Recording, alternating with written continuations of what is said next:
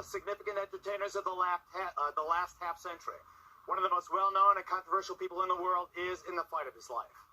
If convicted on all 10 counts, which range from child molesting to giving alcohol to a minor, he would face more than 20 years behind bars, the end of his career, and the loss of his 3 children. Because of a court-imposed gag order, Michael is prohibited from speaking about the case. But because of a recent leak of damning, supposedly secret grand jury transcripts, after a hearing on Tuesday, January 18th, Judge Rodney Melville agreed to allow the defendant to speak in general terms about the allegations against him so unfairly made public by the grand jury leak. So at the end of our interview, Michael will be making a statement about the charges currently pending against him in Judge Melville's court. After investigating the facts and circumstances in this case, I have made no secret of my feelings, however unpopular.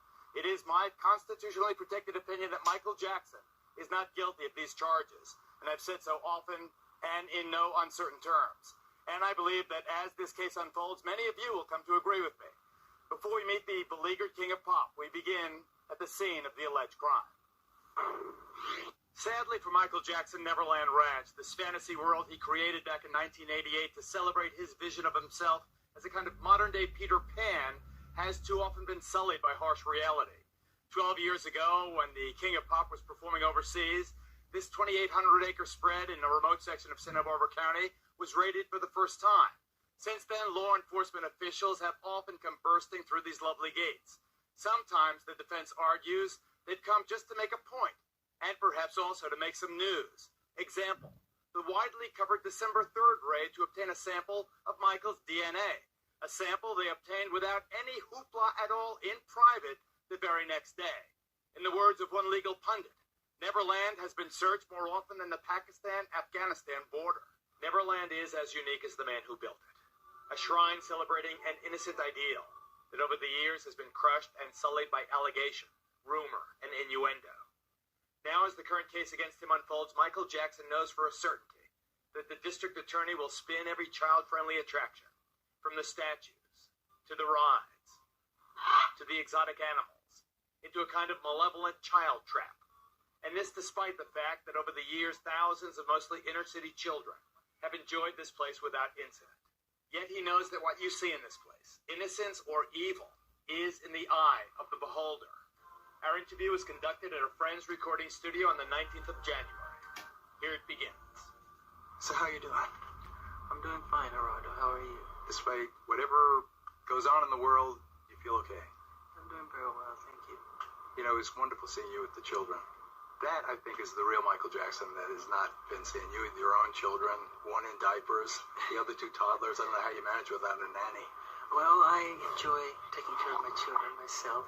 It's fun. That's why I had them, so I could take care of them. And it's great relief for me. You know, it's pleasure. It keeps me happy and laughing. They're wonderful, sweet, innocent children. They really are. I saw you as kind of the arbitrator between the Nickelodeon channel and the Disney channel there. There was you know, it gets some really difficult problems to solve there. Yes. But you have such a kind of a normal life there. It's sweet to see. Thank you. But they bring me that. You know. Yeah, tell me what the children mean to you, your own children. They mean, it's hard to put it in words because they mean everything. The way you would explain how your children make you feel. I mean, they're the world for me. I mean, I wake up and I'm ready for the day because of them. I give them breakfast, I change diapers. If they want to read, we do a lot of reading. We play hide and seek, we play blindfold, and have a wonderful time with them. And you can create a world that at least begins to seem normal. I mean, they don't know any other world, obviously, but I do my best, for sure. So that is obviously a priority to you. Yes, of course. I want to be the best father in the world, of course. Do they know who you are or what you mean to people?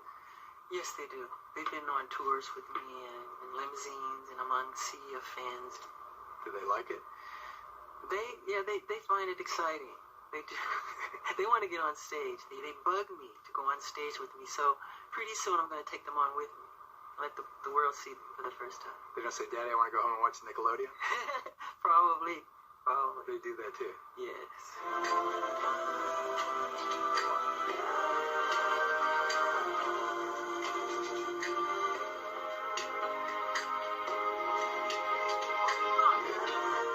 feel being here in a recording studio again, focusing on the music again? Is it a relief in a sense? It's a great relief because it's what I do, and it makes me feel like I'm totally at home. I'm into my own. This is what I'm here for, and any of the arts like that could be film, music, any type of art. I love it. So when you're being the quote-unquote king of pop, that's when you're most comfortable? I don't or know. is it the creative process? The creative process, yes. I love creating. I'm obsessed with creating. I love it. I saw you and Randy, the way you guys react. It's very reminiscent of the way my brothers and I are together. Yeah. Who's top dog? Randy. Yeah, that's not what I saw. But you trust your family. Of course. And that's, you have to. Is it blood thick in the water thing? What is that? Yeah, and family is everything to us. I mean, it's love. It's what we were taught, and values, and we're friends at the end of the day, which is important. Other than what the public or press people say, we're friends. We love each other very much. So, is the family still closely knit despite all the kind of tabloid stuff over That's the years? sensationalism. How do you deal with that? How do I deal with sensationalism? Yeah, how do you deal with everything in your life being magnified, exaggerated? It's not true. Almost to a grotesque It's like extent. looking at a fictitious movie because it's fiction. It's like watching science fiction. It's not true. And I know myself. And it's sad when other people have to read those things and they believe it. But Do you feel like holding a press conference every week and saying, well, this is the rumor du jour? That's not true. No, because I know eventually the truth will prevail. And I'm about truth. I've researched it, and I can't find anyone who's been more frivolously sued than you for the most outrageous reasons.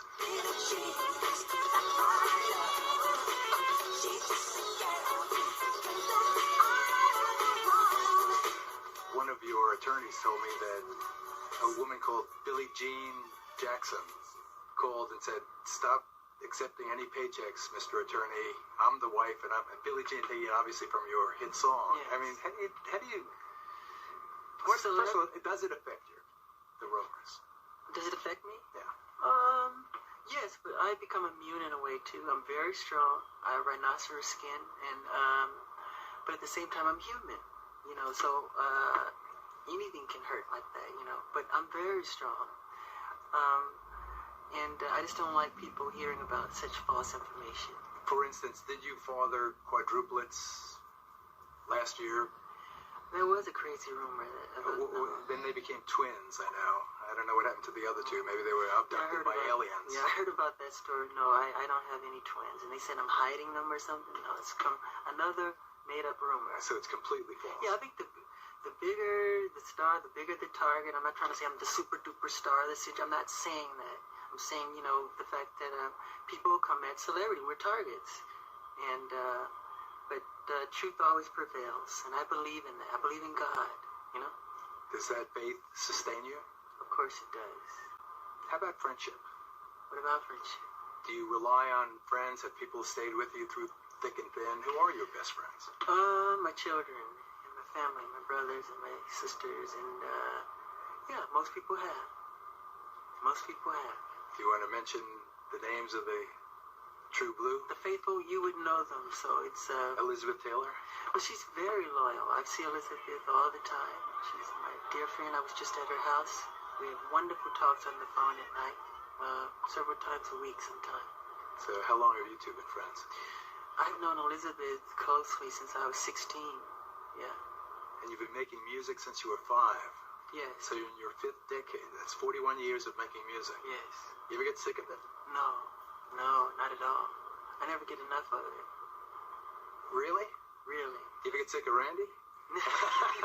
Never. He's here, Liz, Joe. That's what Never. He's wonderful. He's been very supportive and amazingly brilliant, really.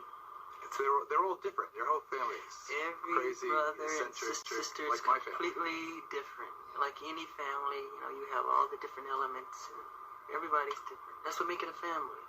When you have such intense scrutiny, how do you live any kind of normal life? How do you, have any fun outside of your own property? I don't.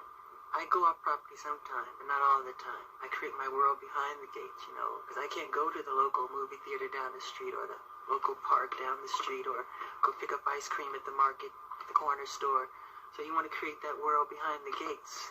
And that's what I try and do. And it's not just for me, if I could share with my family or friends or whoever I do.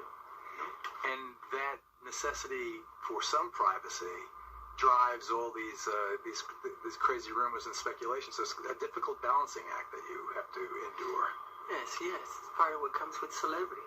But you're not complaining, are you? I don't. I try to, rub it off. Not that I don't know what I'm the king of. King of getting shot at, maybe. No. King of journalism.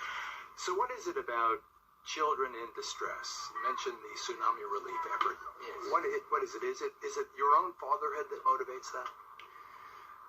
Caring and reading the Bible. Learning about God, Jesus, love. Jesus said, bring on the children, imitate children, be like little children. And to take care of others, take care of old people. And we were raised with those values.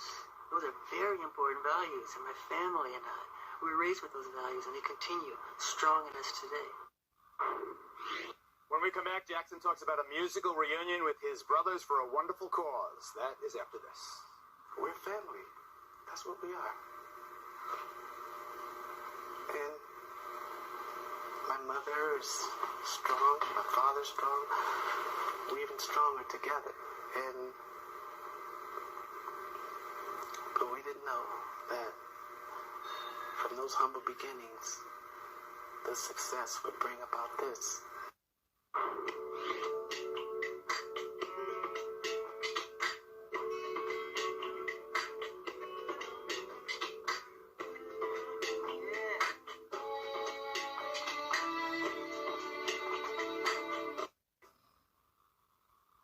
I've taken firm and very public positions on every major case from O.J. Simpson to the Clinton impeachment, but none has generated the negative attention of this one. In a spirited exchange last night with Jay Leno on The Tonight Show, I figured out why. It's that every one of us has formed an indelible image of Michael Jackson over the years. It's one forged by events as far-ranging as the defendant's plastic surgeries, to the changing skin color, to what some consider as bizarre public or private behavior. As I said to my friend Jay Leno last night, none of that is relevant to the question of whether or not he molested the boy. In this relatively short segment, Jackson talks about what's ahead for him professionally, assuming, as I do, that he beats this case. What about movies for yourself again? Dorothy and Toto. What intelligent names. We had The Wiz and some of the others, but we haven't seen you on the big screen in a It's while. because I'll be directing myself. I love directing. I love creativity.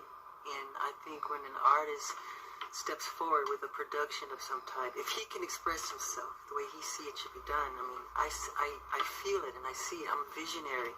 So if I can give that, I do. And that's what I love to do with music, with film, with dance, I love the arts. And do you think art has a role in real life? And I'm specifically referring to this record and tsunami relief. Yes. You're doing this song for tsunami relief. Tell us the moment you recognized that this disaster was so extraordinary. I saw it the day after, I think it was, after Christmas. And as the numbers kept building and escalating, it just became phenomenal. And not even I could believe that it was true. I was amazed. I said, I feel I should do something. That's what God gave us talent for, to give and to help people and to give back. And so my brothers and I decided to put a song together. Would you pick up the phone and say, hey, bros? Yeah, let's get Randy and together myself, yeah. We say, hey, we want to do something in the studio for the tsunami victims, and let's get together. And they'll say, great, let's do it. And we'll organize it. However, you're back. I think people will appreciate the fact that you're back. Wouldn't you kind of exult in a world where you could concentrate on your art and your kids? And I would love it. I mean, that's what drives me, is the medium, the art. I love it. And that's the world I'm most comfortable in.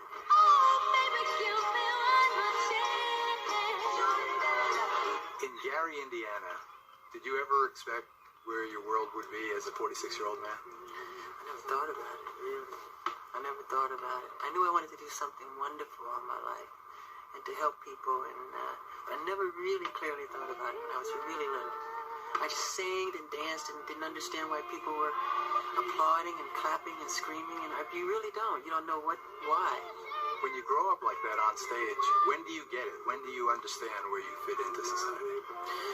I think it takes longer when you get older. You start to have a more rounded personality, and your brain starts to grow. You start reasoning and understanding more things and researching. You know, that's how it happened for me. Isn't it nice to have a conversation on television where people can hear you just being ordinary, normal, reasonable? I'm like this all the time. I'm just being myself.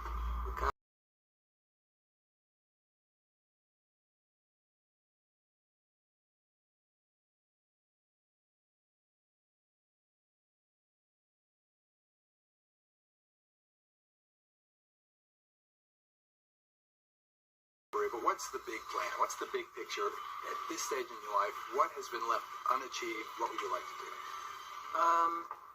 There are a lot of surprises. Film. I love film. What else? Well, it's not just so much film, but it's innovating it and pioneering it, taking the medium to a new place. I think we should just beat it. Stop worrying and just follow me. I got this. This girl is dangerous. You're not talking about music videos now. No. Something else. Because I use the music video medium as a short film medium to take me to the next level, and I'm having a lot of fun, you know. Oh, you are. Bing bang.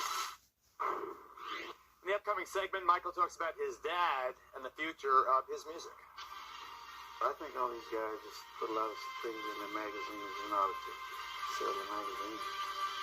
I have no doubt that there is a commercial motivation, some of it. But is all this stuff just smoke? There's no fire there? The smoke. You can see the smoke. Just observe the person. That's all. Welcome back. This segment begins with Michael's assessment of where he fits in the current music scene. Watch.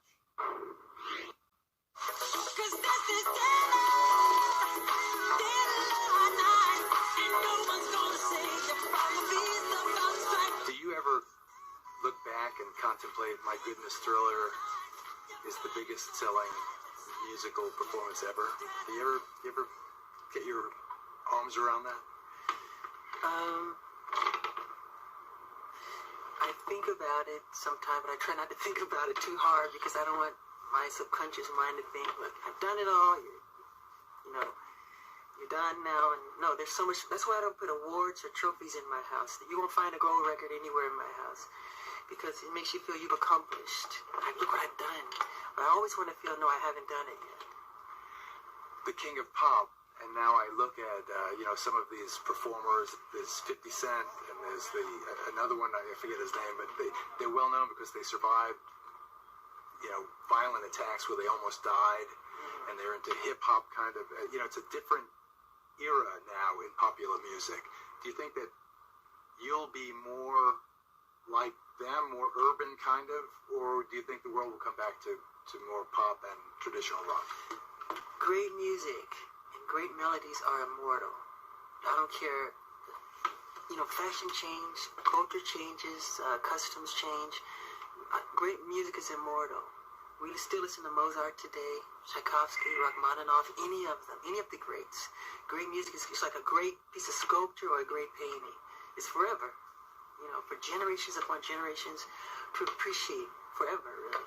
And that's I know that's a fact. On the other hand, I interviewed Barbra Streisand at one pivotal point in her career. She was going to do duets with the Bee Gees and other popular artists. She really kind of changed the tempo to surprise people. Would you ever consider more of a hip-hop approach? I've done a lot of it in my true opinion. But sure. I mean kind of rappy. Where I rap? You want to rap? No, Give me an example. I don't really rap, but I could rap. I'm Michael Jackson. I don't want to say you. I've written songs with rap verses in them for very famous rappers, but they're much better at it than I am. That's why I won't compete with them. Don't you appreciate, despite your isolated life, and despite the fact you've been a star so long, you still have what appears to be a very profound and passionate relationship with the community. Welcome to Neverland. Hey. And Merry Christmas. And have a wonderful day, okay? Does that support you? Does that sustain you? Do you agree with me? Yes, I do agree because it's important to love your neighbors. But where does it come from? Where does that almost instinctive love of you come from? What do you think? I truly think it comes from my mother and God, the way we were raised, and the values my father instilled in us as youth. And she was always there with the Bible, teaching us. We'd go to, service all the time, like 4 times a week. And I'm so glad we did that because those values are very important. I don't know if I could have done as well without them. Do you still spend time with Mom and Dad? Yes, of course. They're not far from here right now. That's right. And what is that relationship all about? I'm so close to my mom, obviously. It's wonderful, actually. At this season in our lives, at this stage, I think you tend to appreciate who your parents are more and what they've done for you. You almost start to retract everything and where you are in your life and all the wonderful things they instilled in you. You start to see them come forth, take fruition in your life. And I'm starting to, see a lot of things, traits that my father influenced me on and my mother. And so it's been amazing. My friend Chichu, whose partner Tommy Chong helped discover you guys. Yeah, I like that Bobby guy. Taylor, the Vancouvers. He says as he gets older, he looks at his father's face in the mirror. Do you feel that? Are you becoming like your dad, or do you I'm see very much like my father in a lot of ways. Tell us. He's very strong. He's a warrior. He's just he's always taught us to be courageous and to be confident and to believe in our ideals. And no matter what, no star is too far to reach. And you never give up. And our mother taught us that as well. No matter what. So you're a warrior also? Absolutely. Absolutely. That's the way you see yourself? Absolutely. Tell us more about how you see yourself. How I see myself? You have to tell me. No. I try to be kind and generous and to people and to do what I think God wants me to do. Sometimes I pray and I say, where do you want me to go next, God? What do I do from here? So I'm very spiritual in that way. I always have been, though. It's nothing new. I'm joined here at the Santa Maria Courthouse with Ramon Bain, Michael Jackson's spokesperson. Hi, Ramon. Hi, Geraldo. How did the first week in court go? Well, it went very well. I mean, it was a long, tiring week for us. And we were all laughing today because just to think this is just the first week and we're a little tired. But I think the first week went very well. What do you think of, tell me why, first of all, the jury selection is postponed tomorrow or Monday. Regrettably, our lead counsel, Tom Mesereau, his sister is very ill. And he has taken some time to be with his family, and we'd like to send our prayers out to Tom. He's a wonderful person. So we'll recommence on Thursday? Yes, right now, next Thursday. How's Michael faring? Michael is doing well. This was a very busy week for him, tiring week, but he was very focused, very business, and it seemed like there were so many people surprised about that. How focused he was? Yes, and it amazes me sometimes because I think people, they tend to believe what they read and they have these misconceptions. And he was about business. In fact, he's been very hands-on with his defense. I think he should be. Much more with Ramon coming up. And coming up, Michael in Neverland. Stand by. Be right back.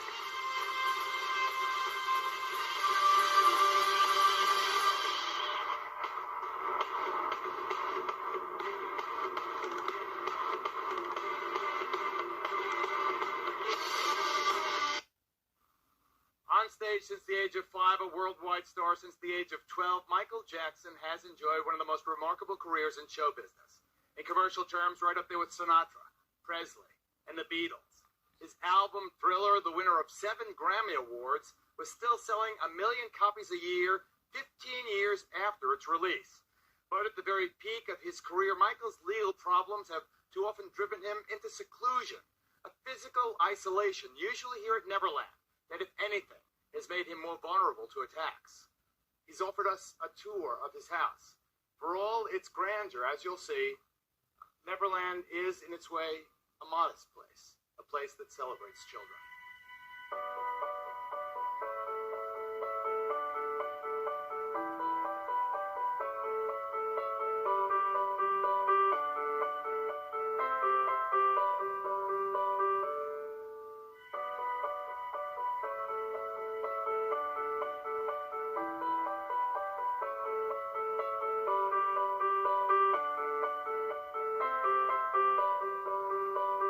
Perhaps Jackson's biggest problem is that his vision of himself as a kind of modern-day Peter Pan just does not sit well in a society scarred by stories of abusive priests and teachers and Boy Scout leaders. So in this segment, we talk about the original creator of Neverland. You can visit Neverland anytime you like. Just believe. Did you ever see the movie Finding Neverland or read about James Barrie, the man who wrote Peter Pan? I know a lot about Mr. Barrie. I shouldn't say a lot, but I've always appreciated Mr. Barrie's work, and I've been a fan of Mr. Barrie for many, many, many years. You know, he had a rocky road similar to you. I don't want to get too far into it, but tell us what led to the creation of Neverland. I mean, specifically the place. There's two Neverlands. There's three. There's the Peter Pan's Neverland, there's the Neverland in Michael Jackson's mind, and then there's the physical place that he created up there that I visited you when you brought up all the inner city children. Why did you create that place? I created Neverland as a home for myself and my children, and it was created simply. It was almost it was done subconsciously. Like I said earlier, where can I go? I mean, it's hard. I've tried to go as myself, and I've had policemen actually tell me, put on a disguise and give me an autograph from my wife, whatever. But they tell me, why are you out here like this with no security? So, and there's like fans everywhere, so I can't do it. I do it sometime, but it's very difficult. But you owned Neverland before you had the kids. Was it for you, or the exotic animals, were they for Michael Jackson that you for me. Yeah. And for sharing with others. Spirit. For me and sharing with others, because it gave me a chance to do the things I never got to do when I was little. We couldn't go to the movie theaters. We couldn't go to Disneyland. We couldn't do all those fun things. We were on tour. We were working hard, and we enjoyed it. We did enjoy it, but this allowed me to have a place behind the gates where the entire world, everything that I love is there. You create, like Barrie, this imaginary or imaginative world. Do you ever outgrow something like that, Michael? Do you ever, think, oh, this is silly to have the llamas and the little choo-choo train and the ride? It's calling God silly if you do that.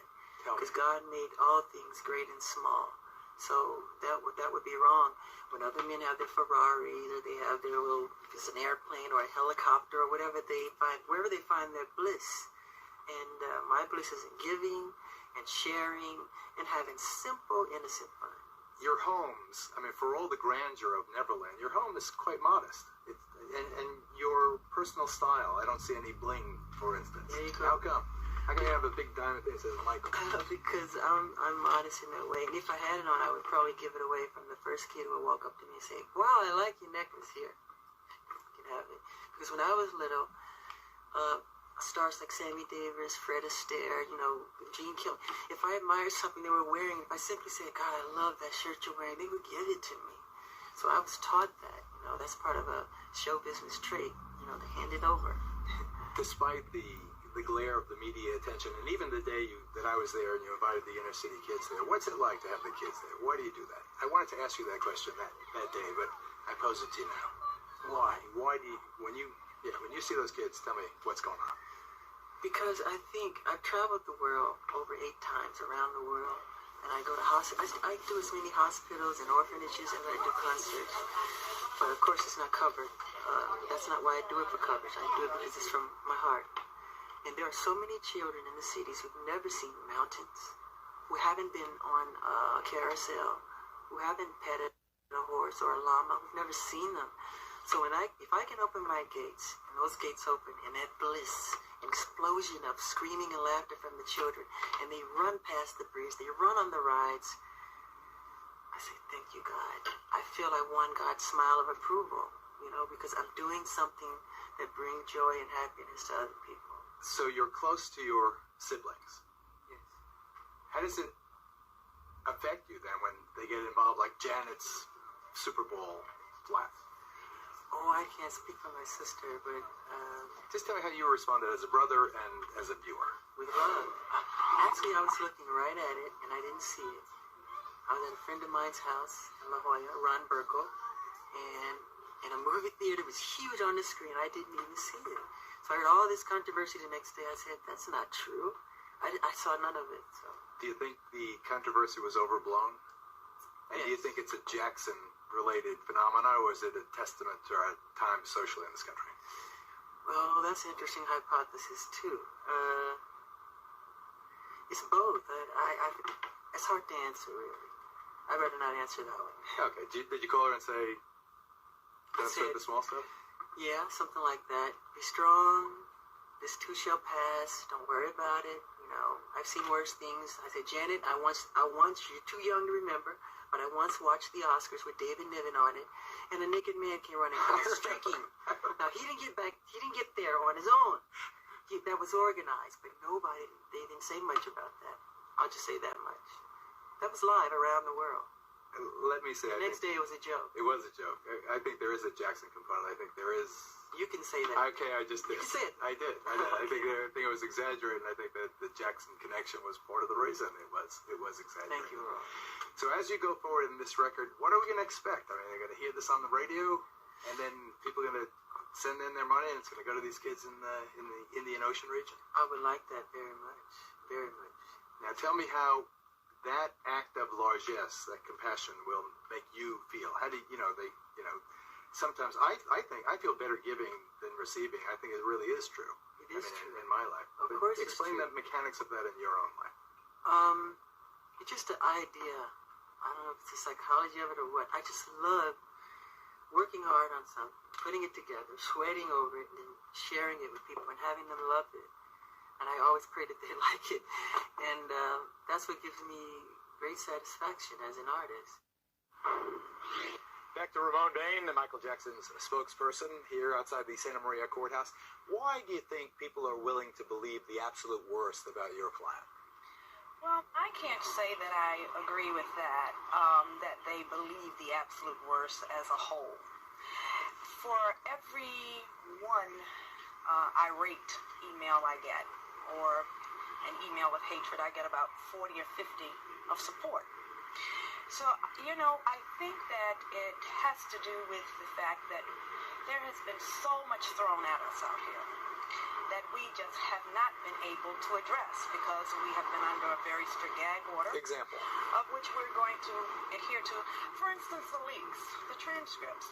I mean, he had to go to court and get approval from the judge. There have been so many other things. SmokingGun.com, they have so many things per week. We can't address them. So you have all of these stories and they compound daily. And I think people sometimes, I don't say that they want to believe it, but I think they get tired of it and they feel that, okay, if we're hearing it every day, there must be some truth to this. Mm-hmm. And a number of things we have been able to address, all of the various rumors. And I take my hat off to Michael because, goodness, we have had to really deal with quite a few things this past year. But as I said, as we refer in politics, there is a silent majority. And I think that on a whole, his supporters far outweigh those who don't support him. But as I said, I think that it's just because we have not been able to get ahead of the curve in some of these issues.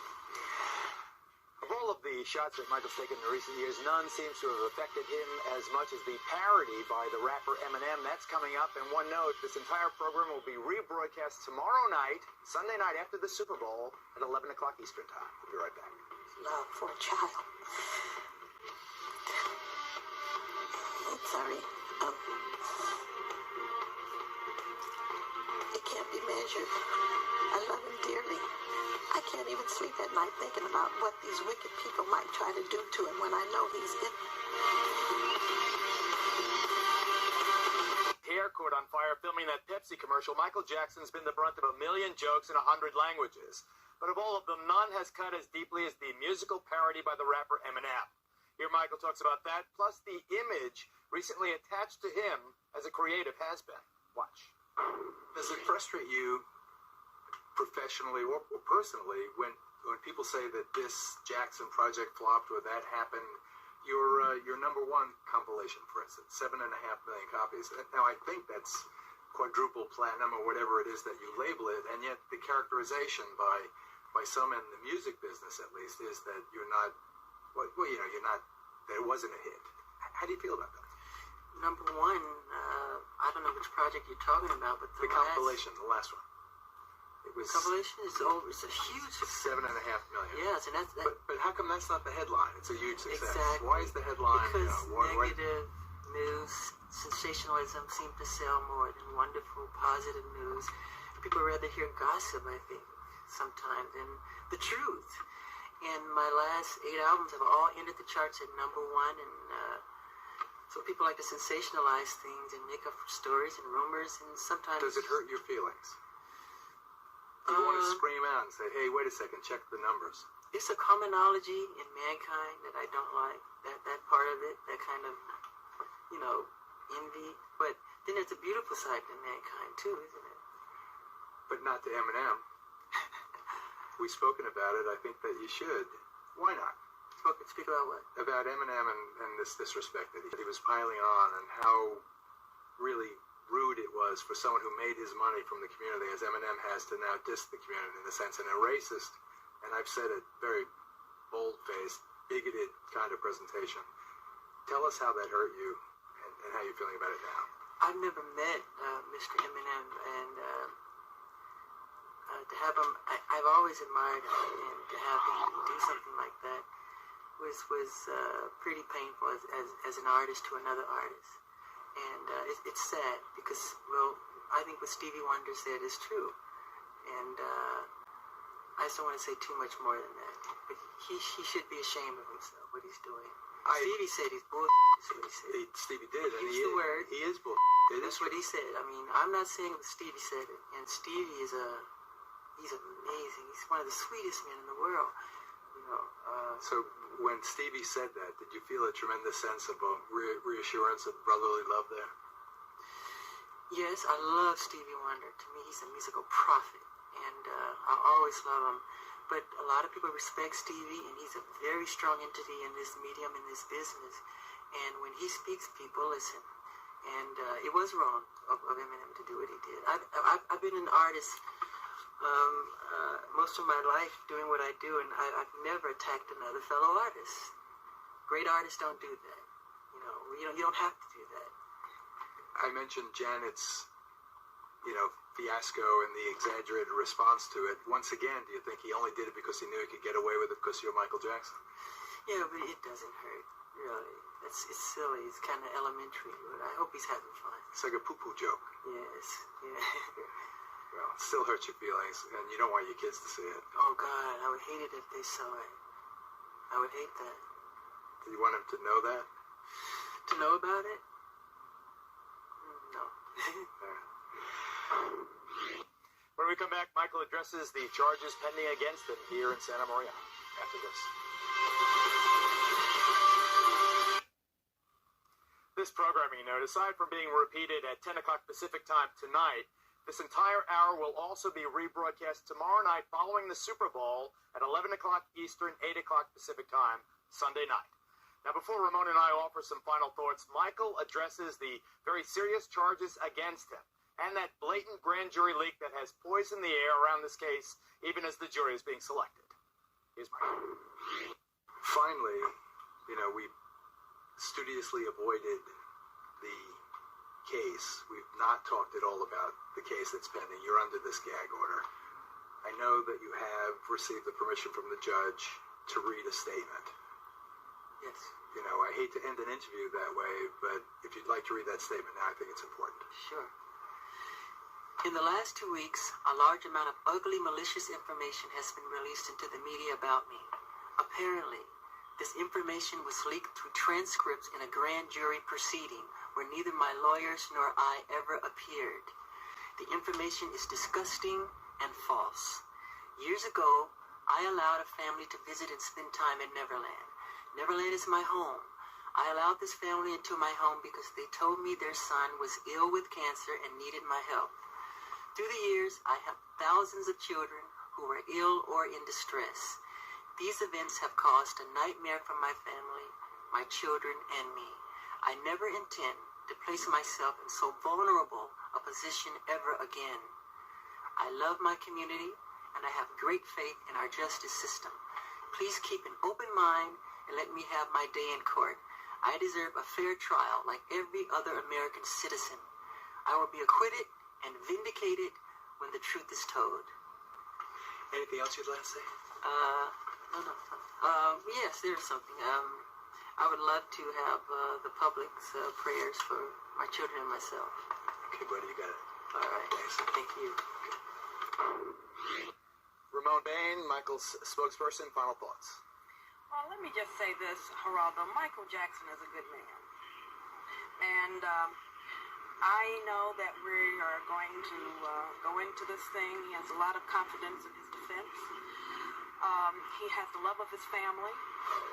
And he has maintained his innocence. And I am just appealing to people to think twice about believing everything they read. I have a few points also. Item, the family now accusing Michael Jackson once swore to LA County investigators that he had done nothing wrong. Item, they contacted a civil lawyer before they ever contacted the police. Item, it just so happened to be the same lawyer who wrote a multi-million-dollar settlement from Jackson years before. And item, all of the incidents in the indictment supposedly happened only after the airing of the damning documentaries against Michael Jackson. Those and many other items led me to conclude that he's being framed. But he's not without blame. To me, the biggest news in his statement is Michael's declaration that he will never place himself in so vulnerable a position as the one he created by allowing children to sleep over at his home. In other words, Michael has stopped attempting to defend what is, however innocent, culturally indefensible. It's now become obvious to Michael what should perhaps have been obvious all along, that in this often hard, sometimes cruel world, there is no Peter Pan. So how much time do I have remaining in the program? Okay. I want you folks to know that if you watch the Fox News channel, you're going to get a fair and balanced news coverage of the trial unfolding here. It will be historic. I think in many ways it will raise issues that will have resonance throughout our society. As Ramon has said, I urge everybody to keep an open mind. Listen to the evidence. And as you listen to the evidence, ask yourself whether or not it is convincing enough to convict a man beyond a reasonable doubt. Unless the district attorney in this case, Tom Seddon, has something much more than we have seen in either the grand jury or in the various leaks about his allegations, I think Michael Jackson will be vindicated. And what we hope, Ramon, is that he goes back to music, making the music that has given so much pleasure to so many millions of people. I know the family has their fingers crossed, and we'll certainly be watching. Yeah, well, I think so many people out here are hoping that he comes back on stage because he's fantastic, and there's no other entertainer like Michael Jackson. He is in a class by himself. We look forward to his tsunami relief record being released, kind of a We Are the World too. We look forward to Michael and his brothers reuniting and going on their world tour. Ramon Bain, Michael Jackson's spokesperson, thank you very much for being with us. Thank you for having me on. Good night.